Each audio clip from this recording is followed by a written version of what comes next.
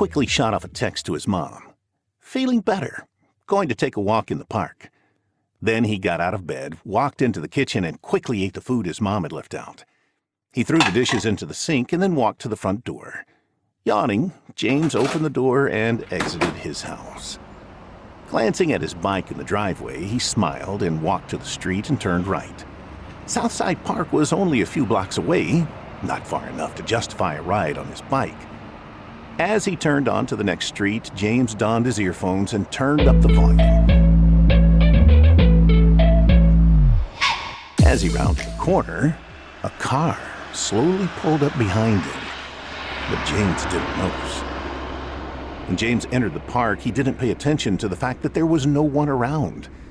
He didn't hear the car doors of the vehicle that had been following him open and close. And he was completely oblivious to the fact that he was now being followed by two large men in dark suits.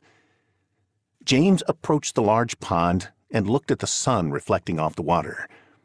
After a few minutes, he turned and saw two men he thought he recognized, but couldn't place where he'd seen them before, walking straight toward him. Hearing small warning bells going off in his brain, James started jogging away from them. "Wait, James!" one of them shouted. That got him to stop. He pulled out his earphones and turned to face the men. "We need to speak with you for a moment." He still had the warning bells going off, but his curiosity wouldn't let him leave. "What do you want? And how do you know my name?" "We need you to come with us," said the taller man. "I don't think so," James began. "See you two later." He turned and began walking, but his forward progress was abruptly stopped by a large, ham-like hand on his shoulder. "You can do this the easy way or the hard way," the man with the ham hand said. "I don't know who you are or where you want to take me, but there's no way I'm going anywhere with two complete strangers. This is kidnapping." James grabbed the hand on his shoulder and struggled to break the grip, but it wasn't any use. The man had vice-like strength.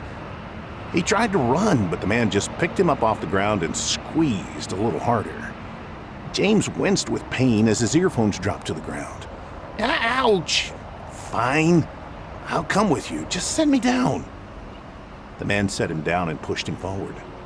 "See that black car over there? That's where we're going." "But I still don't know what you want from me." "We need to take you to a safe place. You're in danger." "Well, that doesn't make any sense," James answered. "You guys are trying to kidnap me.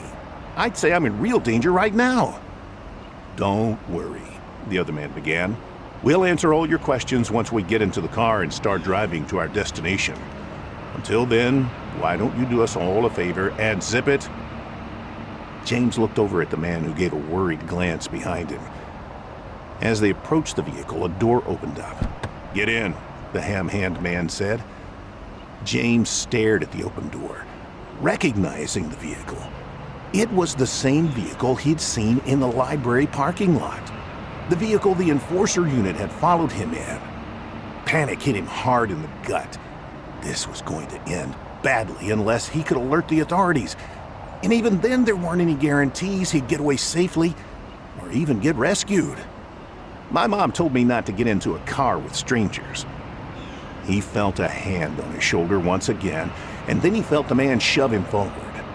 Throwing all his strength into his legs, he jammed his feet into the ground and grabbed the hand on his shoulder. It didn't budge, but James refused to give up.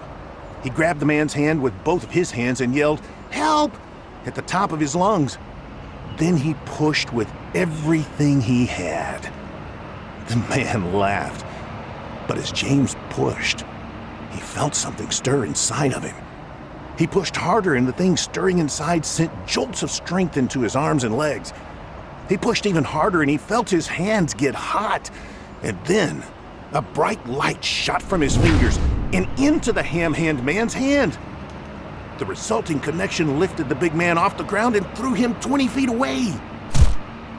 James stared at the man in disbelief and looked at his partially smoking fingers. Then he looked at the other man and took off running in the opposite direction.